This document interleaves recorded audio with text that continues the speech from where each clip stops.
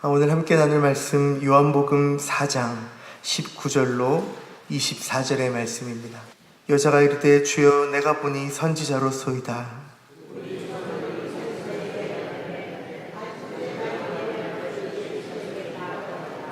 예수께서 이르시되 여자여 내 말을 믿으라. 이 산에서도 말고 예루살렘에서도 말고 너희가 아버지께 예배할 때가 이르리라.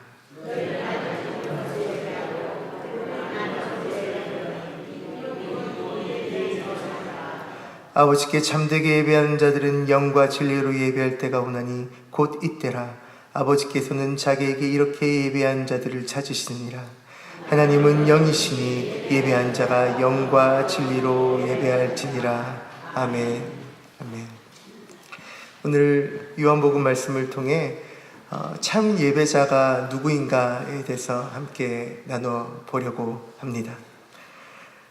예수님께서 사마리아를, 유대를 지나서 갈릴리로 가시게 되었습니다. 그런데 이제 유대는 이제 갈릴리보다 위에 있고 갈릴리가 밑에 있는데, 일반적으로 이제 가장 빠른 길은 이 사마리아라는 지역을 통과해 가는 것이었습니다. 근데 이미 아시고 계시겠지만 당시 유대인들은 사마리아에 대해서 그렇게 좋은 기억을 가지고 있지 않습니다. 왜냐하면 전쟁통에 이 사마리아에는 이민족이 들어와서 그 민족이 거주하면서 그곳에 살고 있던 유대인들이 이민족과 결합하고 그들의 피가 더러워졌다고 생각했기 때문입니다. 그래서 일반적으로 유대에서 갈릴리로 갈 때 사마리아 지역이 더러워졌으니까 이것을 통과하지 않고 이렇게 돌아서 내려갔다라는 것이죠.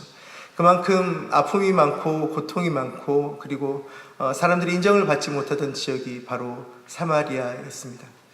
하지만 우리 예수님께서는 항상 남들과 남다른 행보를 보여주시는 것이죠. 다른 유대인처럼 그 지역을 피하지 않고 그 사마리아를 지나가시게 되었던 것입니다. 예수님께서 유대에서 갈릴리로 가실 때 그 사마리아를 통과하시게 되었습니다. 아마 열심히 걸어가셨던 것 같습니다. 정오가 되어서 그 사마리아 지역의 수가란 마을에 이렇게 도착하시게 되었는데, 이제 그곳에 이제 야곱의 우물이 있었던 것이죠. 예수님께서 그 우물에 걸터 앉으셔서 제자들로 하여금 야, 먹을 것을 좀 구해와라 말씀하시고 제자들을 그 마을로 보내신 이후에 그 우물에 걸터 앉아 있으십니다. 어떻게 보면 우연이라고 할 수도 있겠지만 저는 예수님께 우연은 없다라고 생각을 합니다. 아무래도 이 우물에 앉아 계신 것이 이유가 있었던 것 같습니다. 이윽고 얼마 시간이 지나지 않자 한 여인이 물덩이를 치고 물을 뜨러 우물로 나왔습니다. 이미 당시 해가 떠서 너무 덥고 너무 뜨거운 시간인데 사람들은 그때 우물을 길러 나오지 않지요. 우리가 예전에도 농사를 지을 때 낮은 너무 더우니까 새벽 일찍 일어나서 농사를 짓고 오후에는 쉬었던 것처럼 그 더운 날씨에 물을 길러 나오는 그런 사람은 없었습니다. 하지만 한 여인이 물덩이를 치고 그 정오에 그 뜨거운 시간에 물을 길러 나왔다라는 것입니다. 마치 저는 이 예수님께서 이 여인을 만나기 위해서 그 시간에 맞춰 거기에 앉아 계신 것이 아니었나 생각을 해보게 됩니다. 이 장면을 볼 때 그럼 예배자가 누구냐라고 할 때 우리가 알 수 있는 첫 번째 예배자의 모습은 바로 예수를 만난 사람들이라는 것입니다. 근데 이 예수님은 우리가 예수님을 찾아갔다라기보다 주님께서 우리를 찾아오신다라는 것이죠. 우리가 어떻게 주님께 나아갈 수 있겠습니까? 우리가 어떤 모습으로, 우리가 어떤 말로, 우리가 어떤 행동으로 예수님을 만날 만한 그런 삶을 그렇게 살아간 사람이 누가 있겠습니까? 하나님을 예배할 수 있는 사람의 첫 번째 요건은 바로 예수님을 만난 사람. 우리가 예수님을 찾아갔다기보다 주님이 우리 인생 가운데 찾아온 사람들이라는 것입니다. 우리 인생에 예수님께서 오신 기억들을 가지고 계시리라 믿습니다. 아멘 하셔도 괜찮습니다. 그렇죠. 주님과 만난 사람만이 주님을 예배할 수 있는 것입니다. 그런데 이 주님을 만날 수 있는 사람의 자격은 그렇게 특별하지 않은 것 같습니다. 성경을 찬찬히 읽어봐도 이 여인은 뭐 그렇게 뛰어난 것이 없습니다. 오히려 예수님이 말을 걸어오자 불편해합니다. 그럴 수 있죠. 예수님이 우리 인생에 찾아올 때 우리에게 불편함이 있을 수도 있죠. 예수님께서 이 여인에게 말씀하십니다. 내게 물을 주십시오 라고. 사마리아 여인으로서는 되게 당황했던 것 같습니다. 당시 유대인들은 사마리아 사람들에게 말도 걸지 않았기 때문입니다. 심지어 앞으로 지나가도 인사하지도 않고 못 본 척하고 지나가던 게 바로 유대인과 사마리아인의 사이였습니다. 여자가 예수님께 말합니다. 주여, 물길 그릇도 없고 이 물은 깊은데 당신이 물을 어떻게 마실 수 있습니까? 라고 그러니까 예수님께서 이야기하시죠. 그러니까 이 물에 대한 대화가 계속 이루어지는데 도저히 핀트가 맞지 않습니다. 물을 달라고 하니까 여인은 어떻게 당신이 유대인인데 나한테 물을 달라고 하십니까? 그냥 물 한 잔 주면 되는데 말이죠. 근데 예수님은 다시 말하시죠. 당신이 나한테 물을 안 줘도 나는 물을 마실 수 있습니다. 내게서는 영원한 생수의 물이 나오기 때문입니다. 그러니까 여자가 말하는 것이죠. 당신이 물길 그릇도 없는데 어떻게 물을 마실 수 있습니까? 뭐가 안 맞습니다, 지금. 뭐가 안 맞는 거죠. 이윽고 예수님께서 이 여자랑 대화하는 게 불편하셨을까요? 남편을 불러오라 얘기하십니다. 이 대화가 이상하게 흘러가지 않습니까? 근데 여자가 대답합니다. 나는 남편이 없습니다. 예수께서 말씀하시죠. 내가 남편이 없다 하는 것이 옳도다. 너에게는 남편 5이 있고 지금 있는 자도 내 남편이 아니니 내 말이 참되도다. 남편이 6이 있는 여인에 대해서 생각해 보신 적이 있으십니까? 어떤 이야기인지 그 여자의 인생이 어땠는 것인지는 우리는 알 수 없지만 그냥 단지 남편이 6이 있다라고 생각하는 것 혹은 그 사실만 보더라도 이 여인의 인생이 얼마나 쉽지 않았나 생각해 볼 수 있습니다. 예수님을 만나는 사람, 예수님이 직접 찾아오시는 사람들은 바로 이런 사람들인 것 같습니다.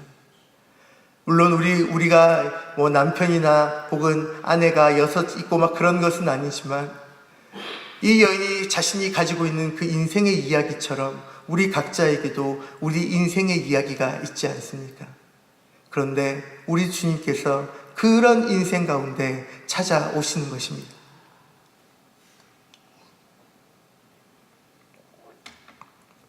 하나님께서 우리 인생에 찾아오시는 것입니다.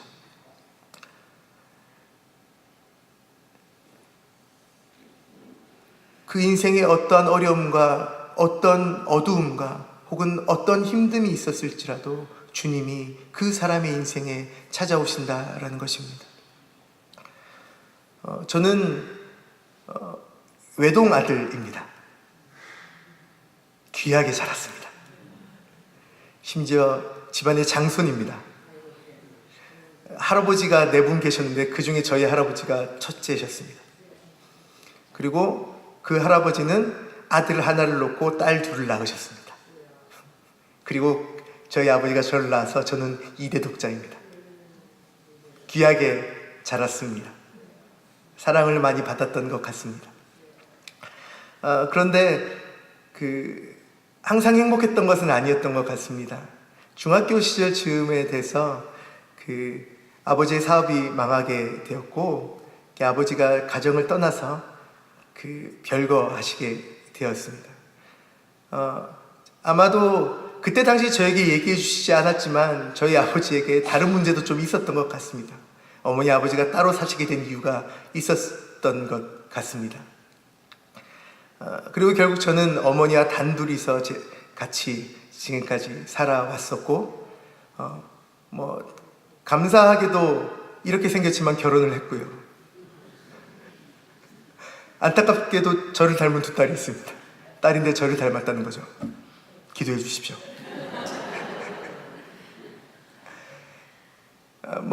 제가 제 인생을 어떻게 이야기한다는데 우리 성도님들 앞에 무엇을 얘기할 수 있겠습니까마는 제 인생이 참 감사한 것은 이렇게 부족하고 불쌍한 인생의 종에 주님이 찾아오셨다라는 것입니다.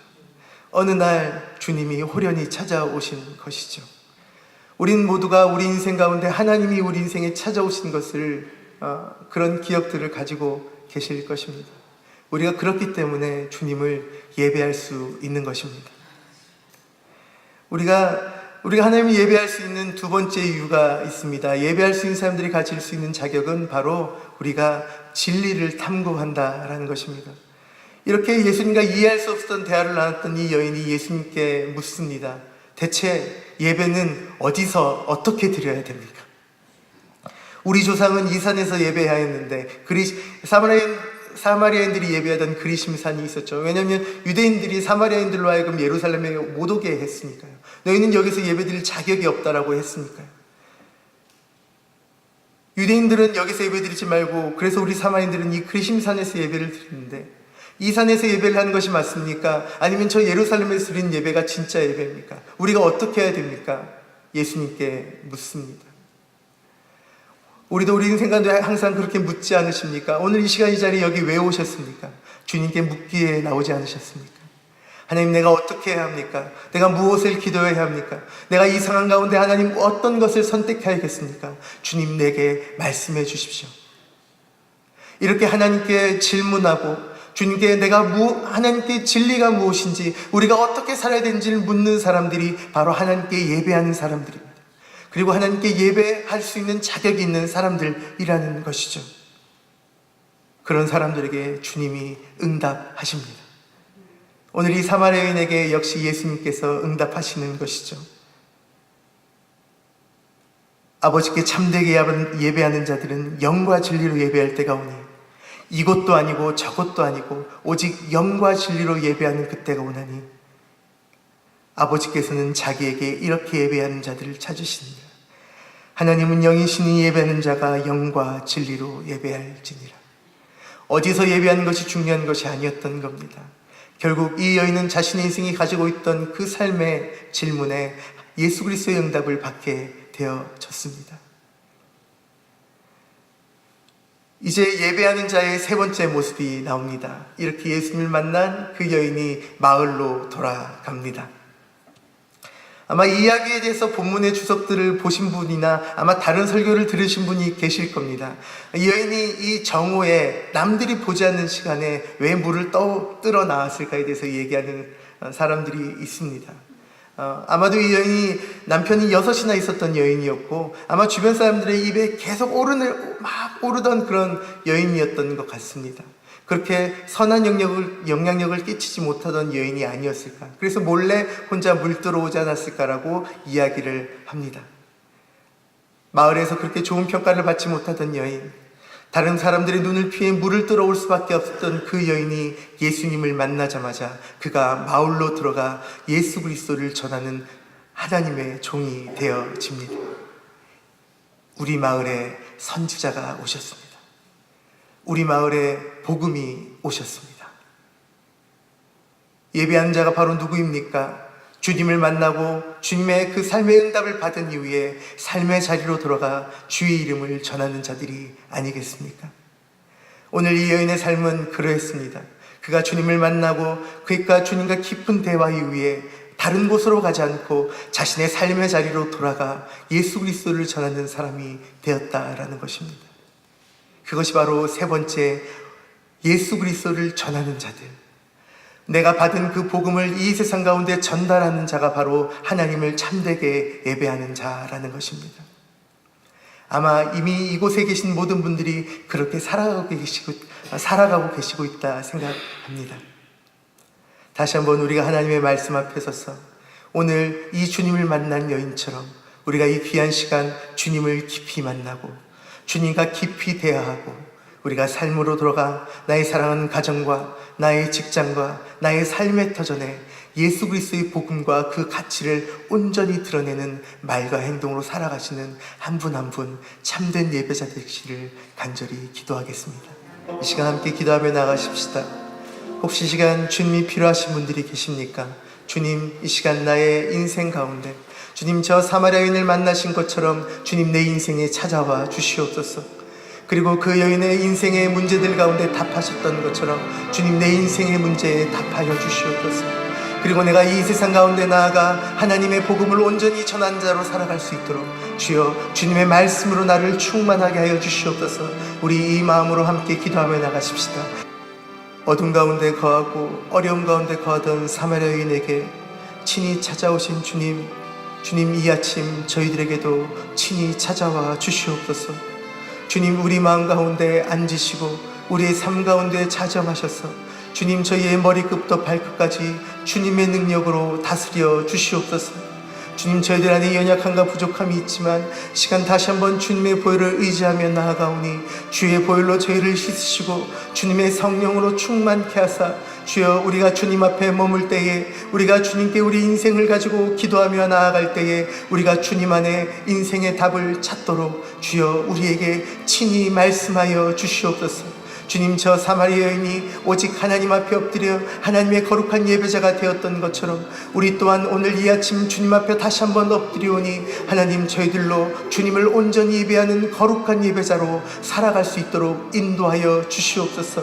저 여인이 이제 그 자리에서 떠나 주님 삶의 자리로 돌아가 주님을 전했던 것처럼 주님 저희들로 하여금 우리의 삶의 자리에서 오직 하나님의 말씀 위에 든든히 있어서 주님 오직 주님을 드러내는 가정 가운데, 직장 가운데, 삶의 터전 가운데 하나님의 말씀의 가치를 드러내는 거룩한 종으로 살아가도록 주여 우리의 발걸음과 우리의 말과 행동과 모든 삶을 인도하여 주시옵소서. 주님, 특별히 이 아침에 주님을 예배하게 나온 귀한 우리 사랑부 모든 섬김이들과 사랑하는 하나님의 지체들을 기억하여 주시고 주님, 이 모든 연약하고 오직 주님을 바라보고 살아가는 이 귀한 종들에게 하나님 친히 역사하시고 주님 사랑하는 이 모든 사랑 구체들을 붙들어 주사 오직 이 세상 가운데 하나님을 사랑하고 오직 주님의 말씀을 들으며 오직 하나님과 하루하루 동행하는 주님의 거룩한 종들, 하나님의 사랑받는 백성들 되어질 수 있도록 주님 사랑부 가운데 하나님의 은혜를 충만하게 부어 주시옵소서.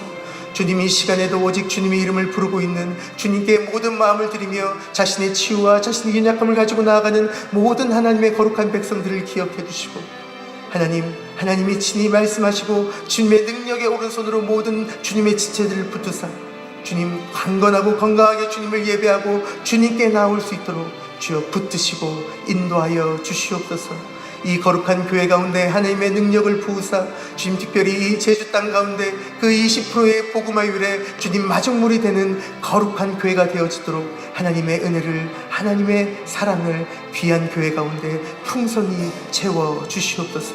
이 모든 기도를 주님께 올려드리며 예수 그리스도의 이름으로 기도드렸습니다. 아멘.